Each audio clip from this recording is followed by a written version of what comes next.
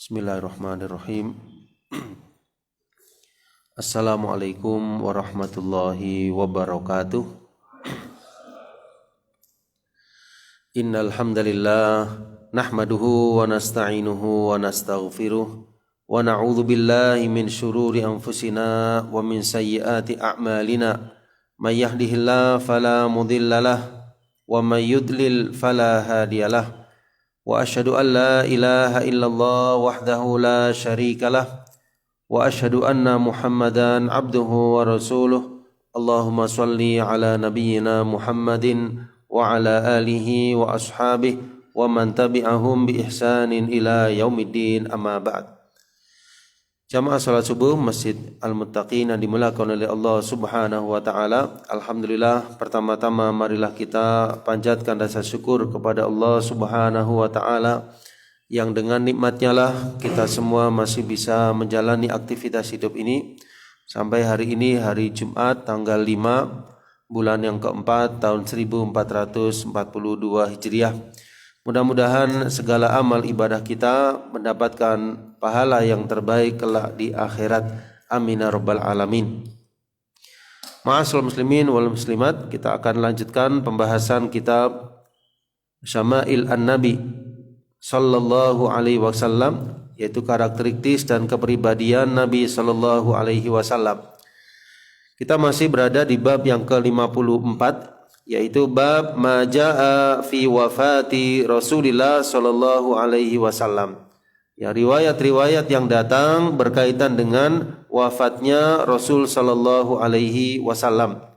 Ya, di pertemuan yang terakhir kita sampai di hadis yang ke-387. Yang kita lanjutkan ke hadis berikutnya 388.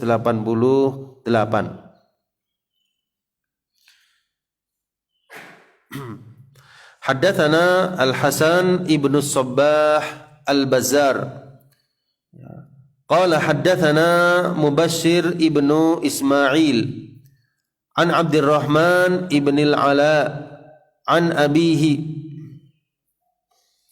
an ibni Umar radhiyallahu anhuma an Aisyah radhiyallahu anha qalat la aghbitu ahadan bihauni mautin ba'da alladhi ra'aitu min syiddati mauti Rasulillah sallallahu alaihi wasallam. Ya, hadis ini bersumber dari Aisyah radhiyallahu anha. Ya, yang makna sederhananya itu, aku tidak menginginkan mudahnya wafatnya seseorang setelah aku melihat betapa beratnya wafatnya Rasul sallallahu alaihi wasallam.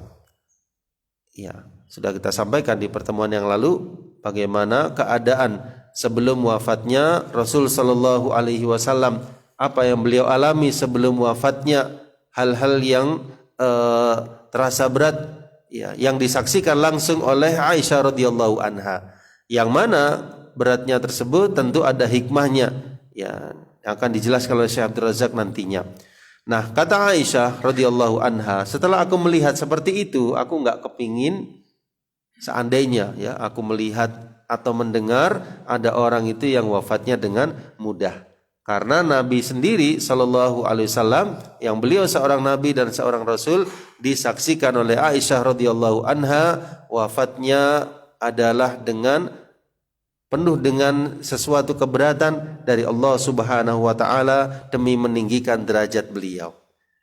Ya, saya ulangi, la aghbitu ahadan, ya, aku tidak menginginkan dari seseorang itu bihauni mautin, dengan mudahnya wafatnya, ba'dalladzi raaitu, setelah aku melihat min syiddati, ya, betapa beratnya mauti Rasulillah sallallahu alaihi wasallam, saat wafatnya beliau sallallahu alaihi wasallam.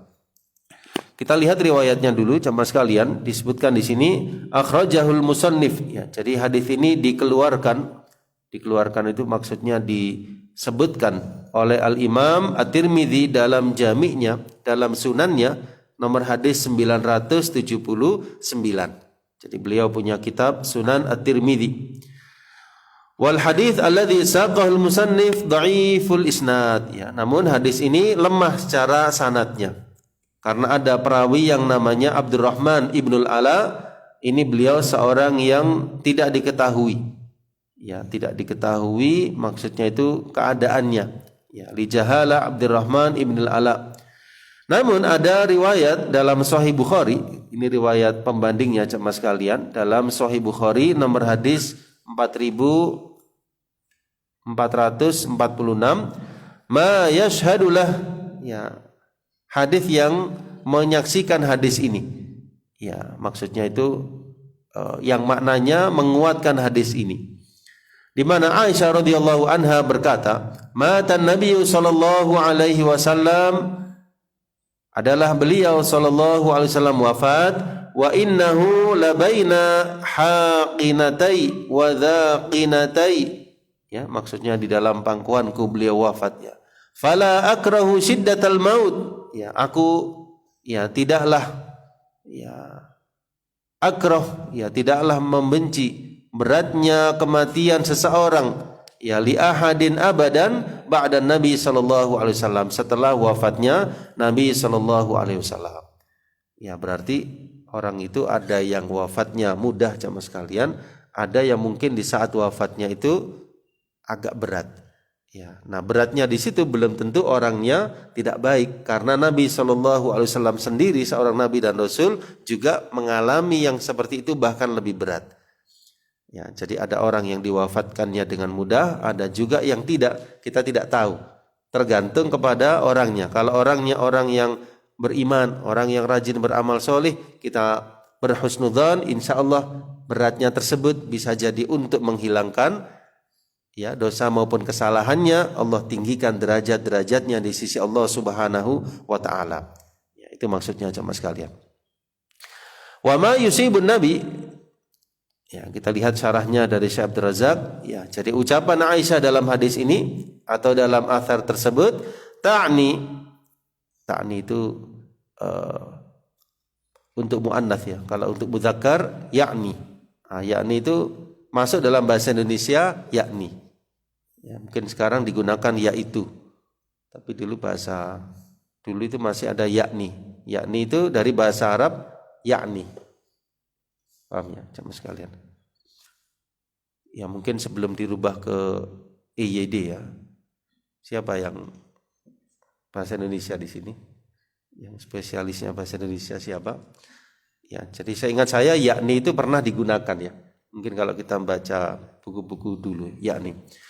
Ya, lau annaha alimat, ya, seandainya Aisyah radhiyallahu anha itu mengetahui anna ahadan, ada seseorang yang wafatnya itu hayyinah, dengan mudah, ya, laisa fiha waja'un, ya, tidak ada sesuatu sakit yang dialami saat wafat, tidak ada pula ta'ab, ya, keletihan, ya, lam takun litaghbituhu, maka ini tidaklah akan menarik keinginan Aisyah untuk bisa yang seperti itu.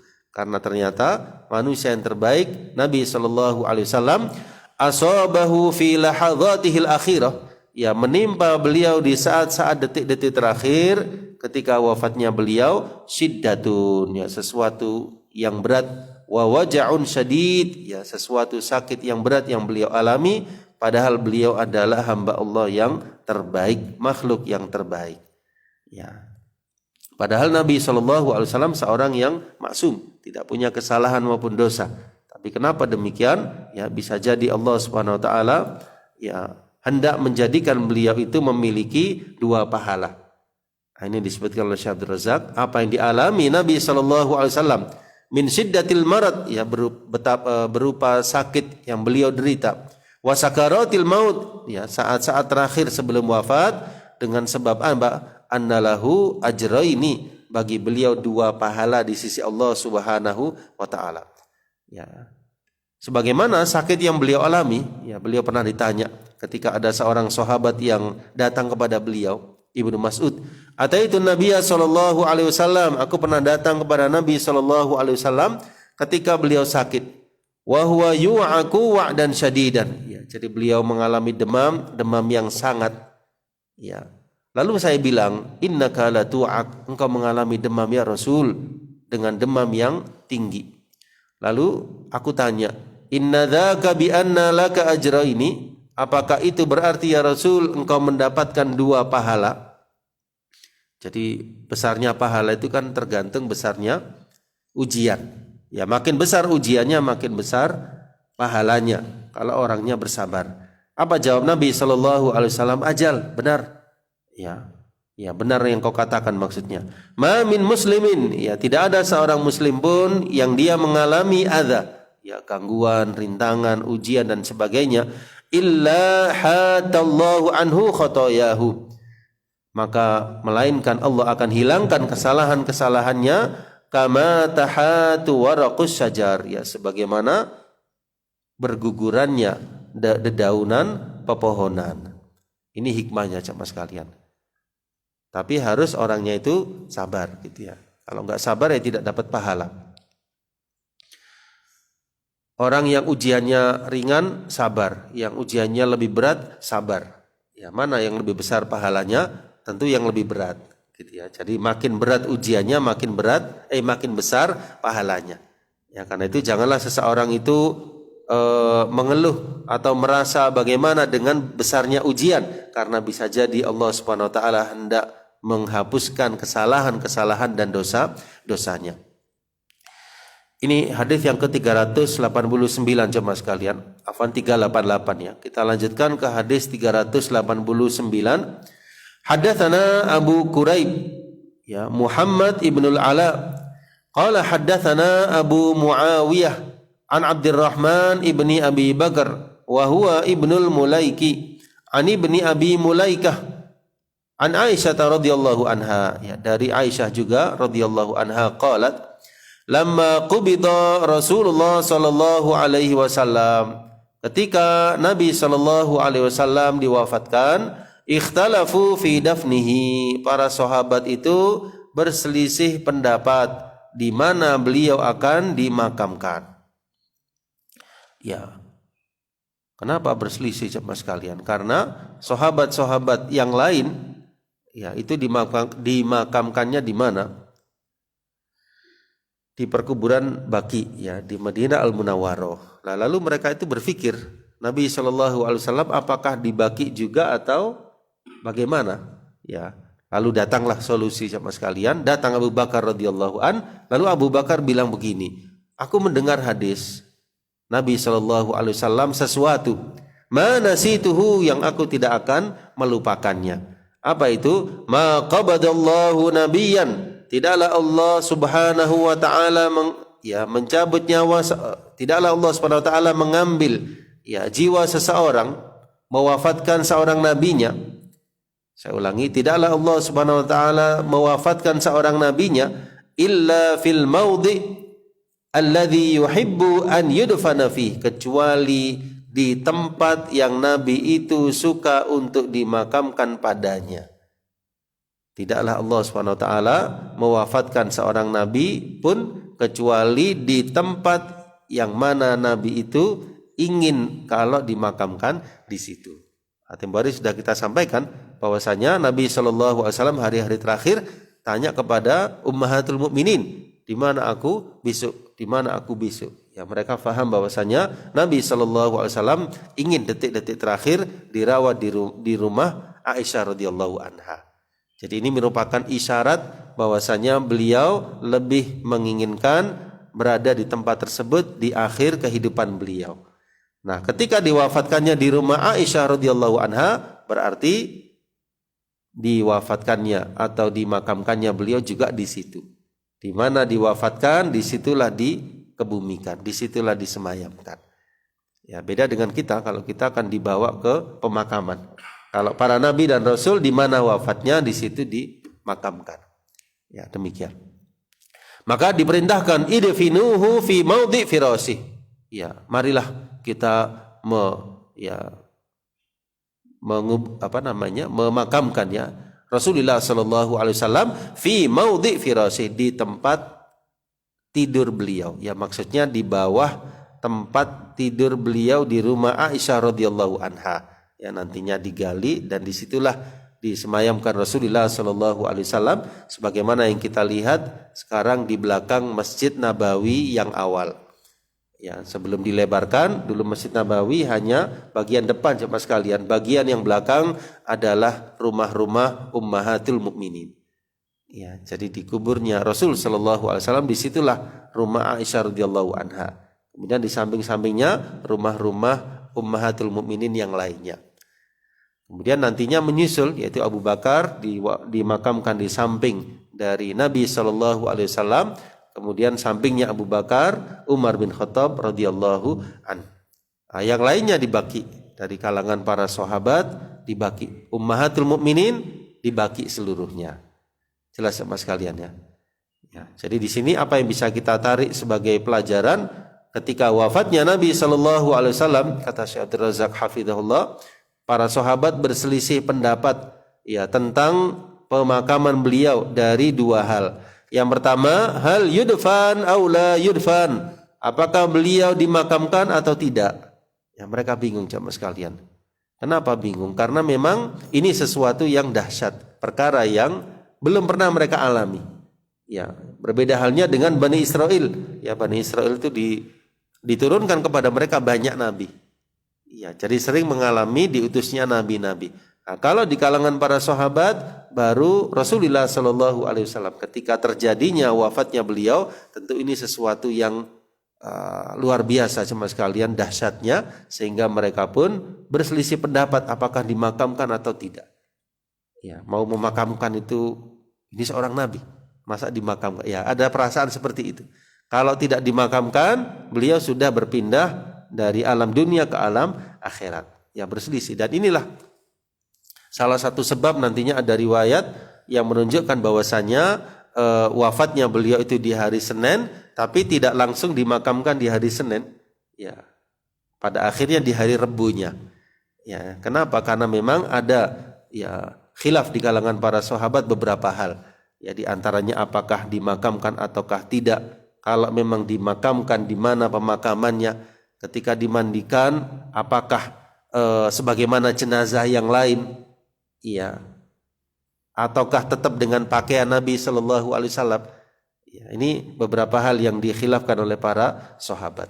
Demikian. Baik. Kemudian perkataan Abu Bakar radhiyallahu an, aku mendengar Nabi Shallallahu Alaihi Wasallam, ya syai'an, sesuatu mana situhu yang aku tidak akan melupakannya. Ya, ini untuk menekankan khobar, meneguhkan bahwasanya yang beliau sampaikan itu kebenaran. Ya, artinya aku punya hadis yang aku dengar langsung, aku nggak pernah lupa hadis itu. Ya, ma qabadallahu nabiyyan. Ya, jadi Nabi Allah Subhanahu wa taala tidaklah mewafatkan seorang nabi pun kecuali di tempat yang beliau suka untuk dimakamkan di tempat tersebut. Ya, yaitu qubida fi hujrati Aisyah ala firashiha. Nabi sallallahu alaihi wasallam wafatnya di kamar ya maksudnya di rumah Aisyah radhiyallahu anha di atas tempat tidur beliau. Ya. Fattafaqas sahabah ya sehingga para sahabat pun setelah mendengar hadis itu bersepakat. Ya. Akhirnya mereka lega, ternyata ini jawabannya. Ya. Tadinya berselisih, datang Abu Bakar radhiyallahu anhu. Ya, dan ini solusi yang kedua ya. Yang pertama itu solusi ketika Umar bin Khattab radhiyallahu anhu tidak percaya. Ya, ketika Nabi SAW wafat sampai Abu Bakar menenangkan, ya beliau khutbah, akhirnya selesai di situ. Ya, di sini datang yang kedua solusinya. Wastinadan ila hadhihi riwayah allati naqalaha Siddiq al-ummah ala dafnihi. Ya, ini adalah hadis yang disampaikan periwayatannya oleh Siddiqil ummah, ya kepercayaan umat ini. Ya, orang yang siddiq yaitu Abu Bakar radhiyallahu an atas atau tentang wafat dimakamkannya Nabi sallallahu alaihi wasallam fi maudhi firasih, ya di tempat beliau biasa tidur di rumah Aisyah radhiyallahu anha. Kemudian fahafara Abu Talhah, maka yang menggali kemudian adalah Abu Talhah. Ya, Abu Talhah yang menggali makam Rasulullah sallallahu alaihi wasallam. Tahta firashihi alladhi mata alaihi wa dufina hunak. Dan dimakamkanlah beliau di bawah tempat tidur yang biasa beliau tidur di rumah Aisyah radhiyallahu anha. Ya, insyaallah demikian hadis yang ke-389. Kita lanjutkan ke hadis 390 jemaah sekalian. Haddatsana Muhammad ibnu Bashar wa Abbas al-Ambari wa Sawar ibnu Abdullah wa ghairu wahid qalu haddatsana Yahya ibnu Sa'id an Sufyan ats-Tsauri an Musa ibni Abi Aisyah an Ubaidillah ibni Abdullah an ibni Abbas radhiyallahu anhuma wa Aisyah radhiyallahu anha anna Abu Bakrin, bahwasanya Abu Bakar radhiyallahu an qabbala an-nabiy sallallahu alaihi wasallam ba'da ma mat, mencium ya Rasulullah sallallahu alaihi wasallam sepeninggal beliau. Ya, artinya sebelum dimakamkan Abu Bakar radhiyallahu an mencium wajah Rasul sallallahu alaihi wasallam. Ya, nah, kita lihat di dalam hamish atau di dalam footnote yang sama sekalian, hadis ini diriwayatkan juga oleh Imam Al-Bukhari rahimahullahu taala, ya, nomor hadis 4451. Ya, sehingga bisa kita jadikan sebagai landasan. Dijelaskan bahwasanya kana Abu Bakar radhiyallahu an fi baitihi fil 'aliyah. Ya, fa arsalu ilaihi faja'a wan nas mujtami'una haula baiti Aisyah radhiyallahu anha. Fatalaba an yufsaha lahu at-tariq. Ya, ketika wafatnya Nabi sallallahu alaihi wasallam, ya, datang berita yang luar biasa tersebut yang mengagetkan, ya, seluruh para sahabat. Kemudian wannas mujtami'un, ya, orang-orang datang ke rumah Aisyah radhiyallahu anha. Fatalaba an yufsah lahu tariq, datang Abu Bakar dan minta dilapangkan jalannya untuk bisa masuk. Kemudian beliau pun masuk dan Nabi sallallahu alaihi wasallam mughatta, ya, beliau tertutupi, ya, tertutupi badan beliau karena sudah wafat. Fakashafal ghita an wajhihi, ya, maka beliau pun membuka kain penutup wajah Nabi sallallahu alaihi wasallam. Ya, beliau membuka kain kafan penutup, ya, wajah Nabi sallallahu alaihi wasallam. Wa arafa annahu sallallahu alaihi wasallam qad mat, dan sadarlah bahwasanya Nabi sallallahu alaihi wasallam memang telah wafat. Fawada'a famahu radhiyallahu an baina ainai hibbihi Rasulullah sallallahu alaihi wasallam. Maka kemudian Abu Bakar pun radhiyallahu an meletakkan bibir beliau di antara kedua mata Rasulullah sallallahu alaihi wasallam. Ya, maksudnya mencium di bagian antara kedua mata Rasulullah sallallahu alaihi wasallam ala jabhatihi, ya, di dahi beliau. Wa qabbalahu takbilata wada', dan beliau mencium Rasulullah sallallahu alaihi wasallam sebagai sesuatu yang sifatnya perpisahan. Ya, ini tentu satu hal yang sangat menyedihkan jemaah sekalian, berita ini bagi seluruh sahabat, apalagi Abu Bakar As-Siddiq radhiyallahu an, ya, mertua beliau, sahabat yang menemani beliau dalam suka dan duka, menemani Nabi sallallahu alaihi wasallam saat hijrah, orang yang pertama kali beriman kepada Rasulullah sallallahu alaihi wasallam. Wa yustafadu minhu, ya, diambil faedah dari hadis ini bolehnya seseorang itu takbilal mayyit, yang mencium jenazah yang belum dimakamkan. Ya, takbil al mayyit. Ya, misal an yuqabbil al insan jabhata walidihi. Ya, seperti kalau seseorang itu ditinggal wafat oleh ayahnya, lalu dia mencium, ya, kening ayahnya, ya, au ummihi, atau ibundanya, ya, atau anaknya misalnya, ya, au alim ba'da wafatih, ya, atau seorang alim setelah wafatnya. Ya, ada ulama yang wafat misalnya, ya, berapa hari yang lalu ada ulama wafat, ya, Syekh Ali, ya, bin Hasan bin Ali bin Abdul Hamid Al-Athari Al-Halabi, ya, muridnya Syekh Al-Albani, ya, rahimahullah ta'ala, wafat, ya, usianya belum banyak sama sekalian, ya, mungkin sekitar 50 lebih, ya, tapi mungkin tidak sampai 60.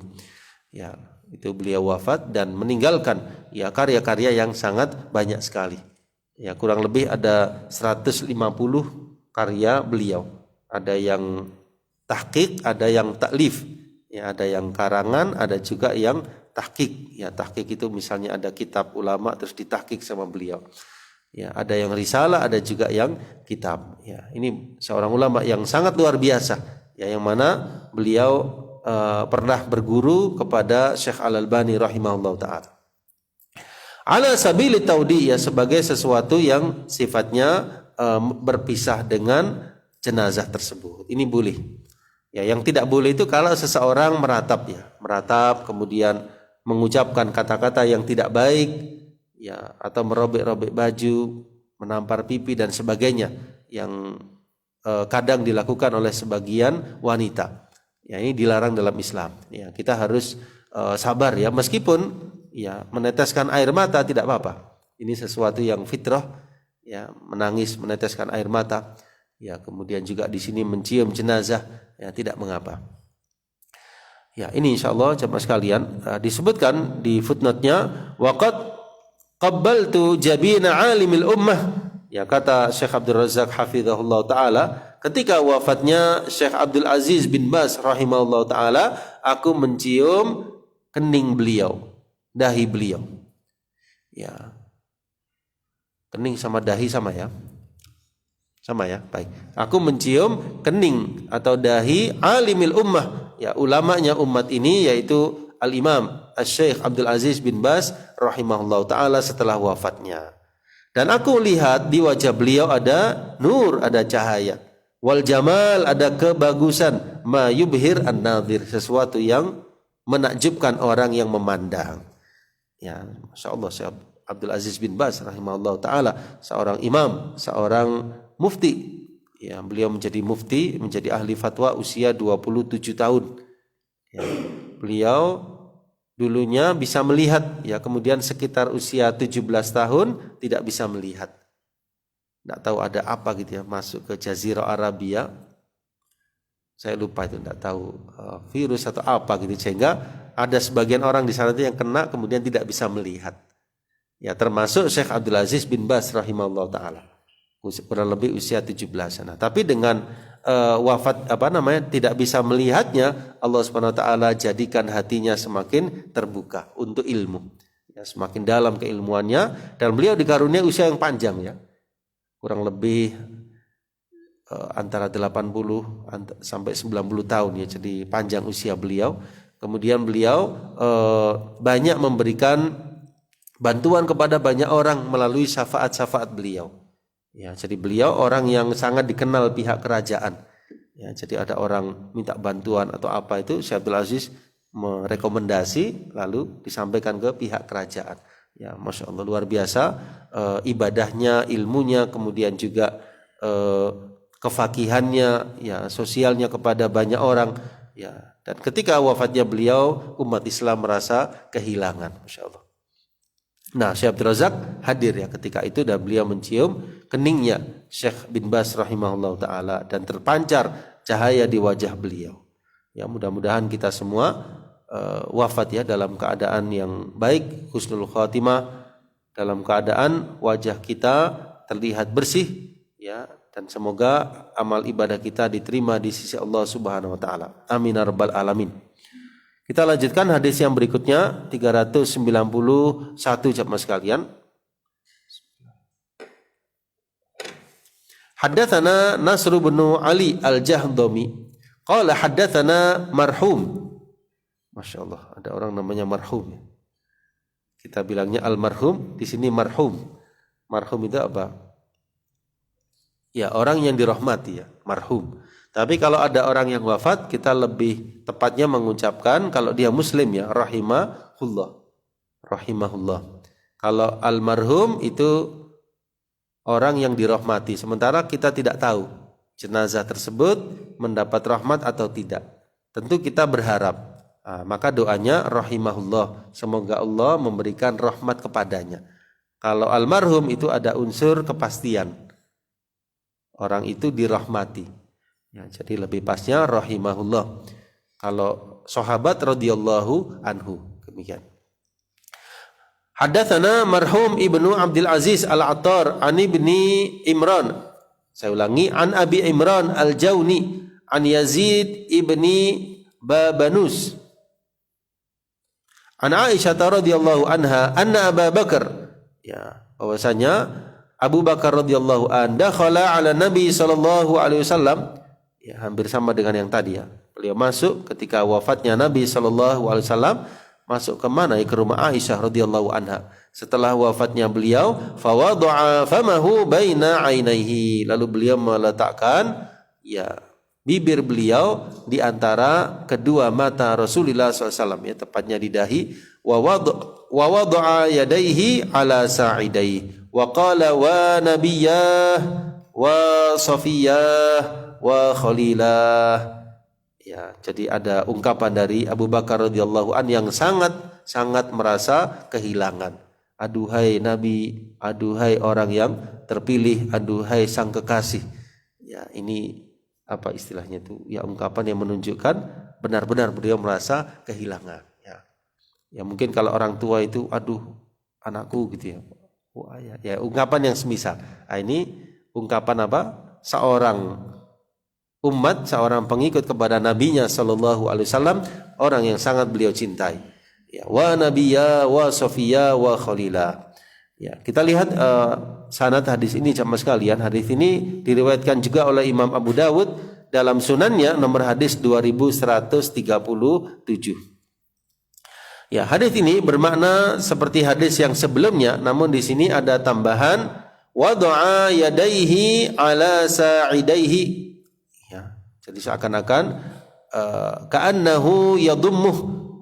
Jadi Abu Bakar radhiyallahu an mendekap Rasulullah sallallahu alaihi wasallam. Kemudian beliau berkata wa nabiyya wa safiyya wa khalilah. Ini merupakan kalimat ta'allum wa tawajjuh, kalimat kesedihan karena wafatnya Nabi sallallahu alaihi wasallam. Namun sayang sekali di dalam isnadnya itu ada perawi yang namanya Yazid bin Babanus. Ini makbul indal mutaba'ah. Derajatnya beliau itu makbul indal mutaba'ah, wa illa falayyinul hadis. Kalau tidak beliau hadisnya itu layyin. Sehingga tidak bisa tidak bisa dipegangi hadis ini dengan serta-merta karena ada satu perawi yang derajatnya itu di bawah thiqah, di bawah soduk, makbul. Makbul itu kalau nilai itu misalnya 6 itu makbul pas-pasan. Kalau misalnya thiqah itu 190, soduk itu misalnya 80, ini makbul pas-pasan. Jadi demikian. Baik, kita lanjutkan jamaah sekalian di hadis yang berikutnya 392. Haddatsana Bishr ibnu Hilal As-Sawwaf Al-Basri qala haddatsana Ja'far ibnu Sulaiman an Thabit an Anas radhiyallahu anhu qala lamma kana al-yaum alladhi dakhala fihi Rasulullah sallallahu alaihi wasallam, hari ketika masuknya Nabi sallallahu alaihi wasallam ke Madinah, hari saat beliau datang waktu hijrah, adha'a minha kullu syai', menyinari dengan kedatangan beliau segala sesuatu. Maksudnya itu Madinah mengalami hari yang terbaik dengan datangnya Rasulullah sallallahu alaihi wasallam, segala sesuatu bersinar. Falamma kana al-yaumul ladzi mata, berbanding terbalik ketika wafatnya beliau, hari di mana wafatnya Nabi di Madinah, adlama minha kullu syai', sesuatu terlihat gelap.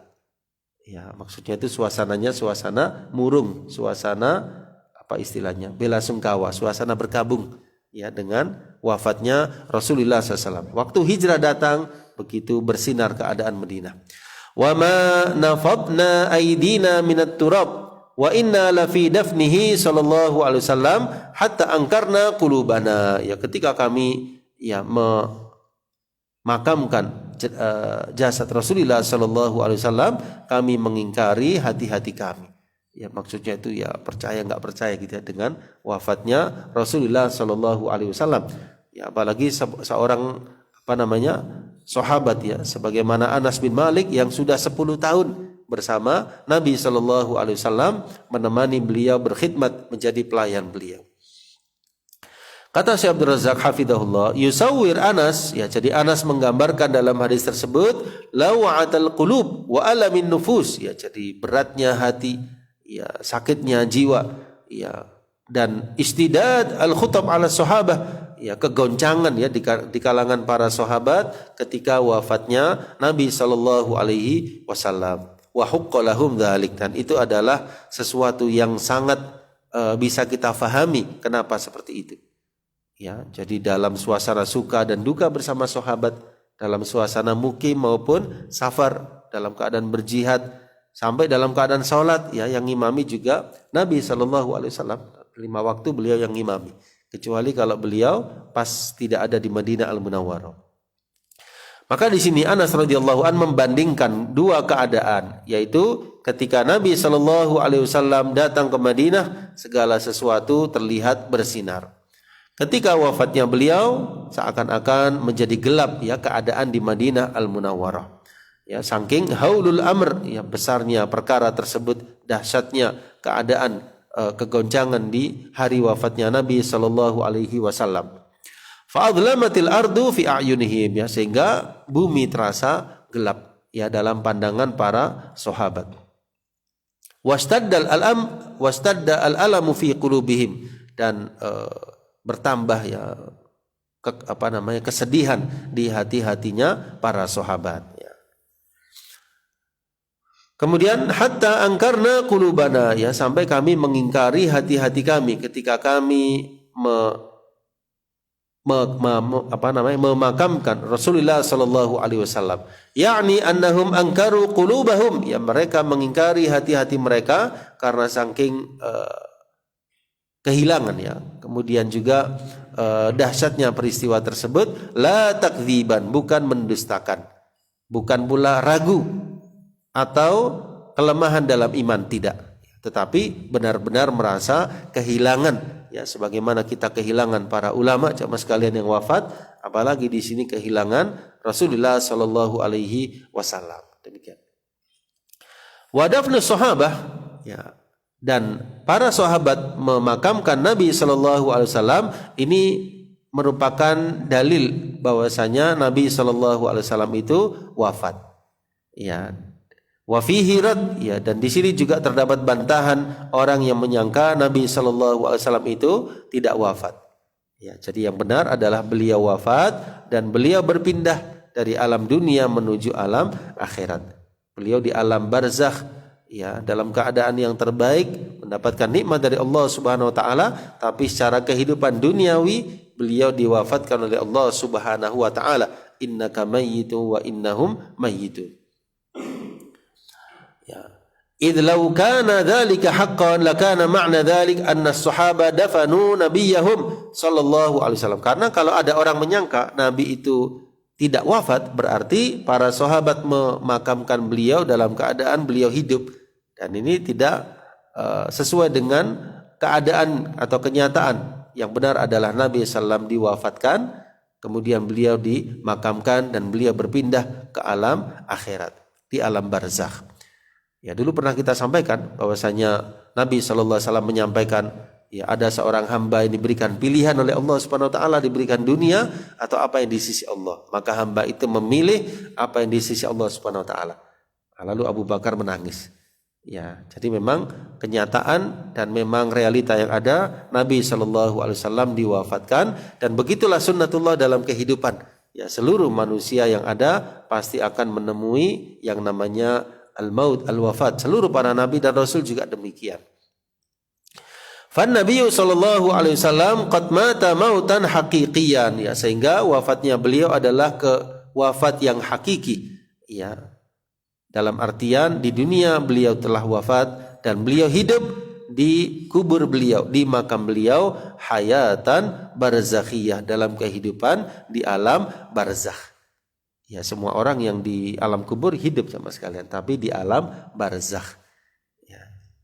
Orangnya wafat di dunia berpindah, di kubur ya hidup, ya, sama sekalian, tapi alamnya berbeda. Wahiyya takhtalif, ya, namun berbeda dengan kehidupan di dunia. Masya Allah. Baik, ini hadis yang ke-392 jamaah sekalian, ya. Nah, kita lanjutkan sedikit ke hadis yang ke-393.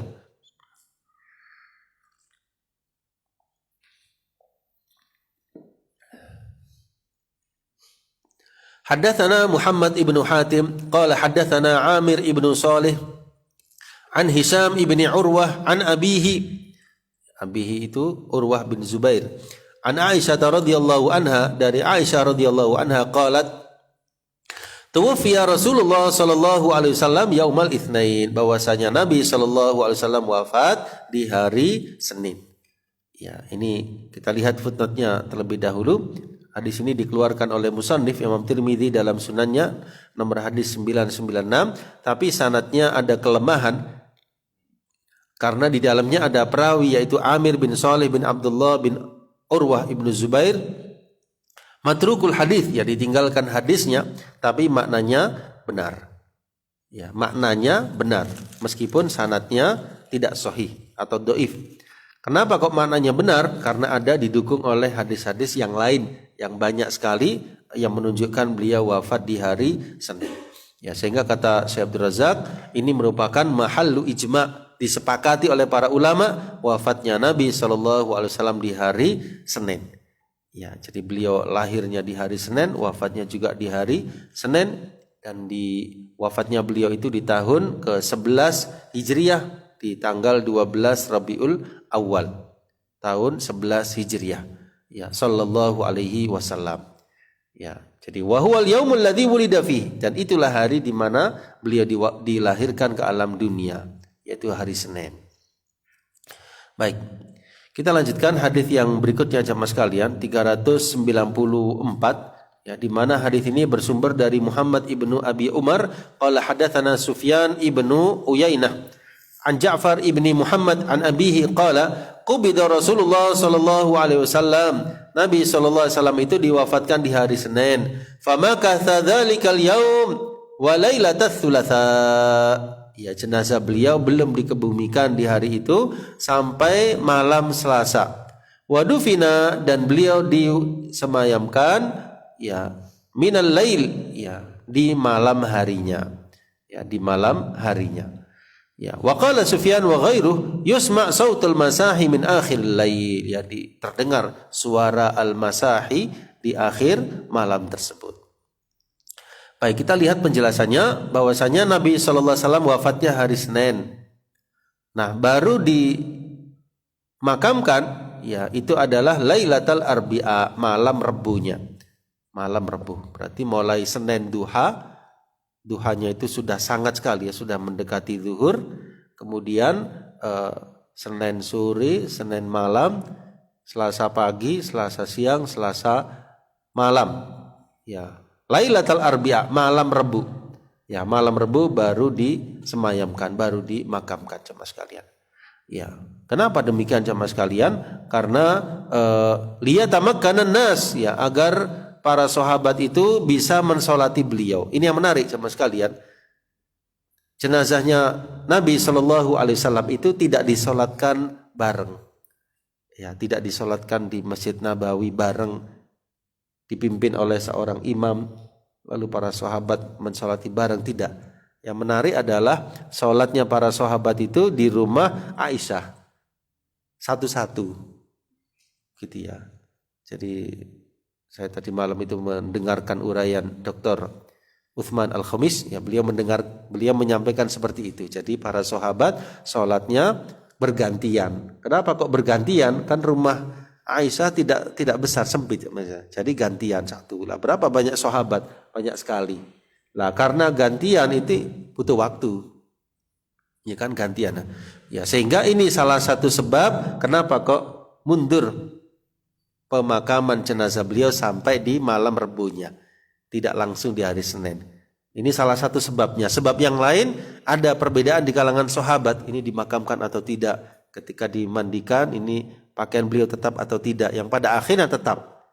Ya, karena kemuliaan, ya, seorang nabi dan seorang rasul tetap seperti itu, dimandikan dalam keadaan beliau tetap dalam pakaian beliau. Ya, kekhususannya tidak sebagaimana jenazah yang lainnya. Ya, termasuk juga sebabnya ini, ya. Jadi supaya liyatamakkanan nas, agar manusia, maksudnya para sahabat, bisa mensolati beliau. Fakanu yusalluna, maka mereka pun salat auza'an fi hujrati Aisyah wa hiya la tahtamil illa li nafarin qalil. Jadi dengan bertahap, karena memang rumah Aisyah radhiyallahu anha tidak besar dan tidaklah menampung kecuali sedikit, ya, dari orang. Ya, Nabi saja waktu salat tahajud itu Aisyah pas sedang tidur, kakinya Aisyah digeserkan. Ya, apalagi ini sekian banyak sahabat mau mensolati di rumah Aisyah. Ya, kenapa kok tidak dipindah ke Masjid Nabawi? Wallahu a'lam, belum kita dapatkan keterangan. Tapi yang jelas di situ ya. Jadi tidak berpindah posisinya, kemudian para sahabat satu-satu datang kemudian mensolati. Apakah sholatnya itu satu-satu ataukah bisa lebih dari satu tapi sendiri-sendiri? Wallahu a'lam. Tapi yang jelas bergantian. Ya anggaplah dua misalnya, dua, tetap aja berapa orang ini ya? Sahabat banyak sekali sama sekalian. Kalau kita anggap 1000 misalnya, 1000 sahabat yang mensolati, ya dengan bergantian bisa kita bayangkan waktu yang dibutuhkan. Belum lagi terpotong nanti zuhur. Zuhur kan pasti mereka ke Masjid Nabawi. Belum terpotong asar dan seterusnya.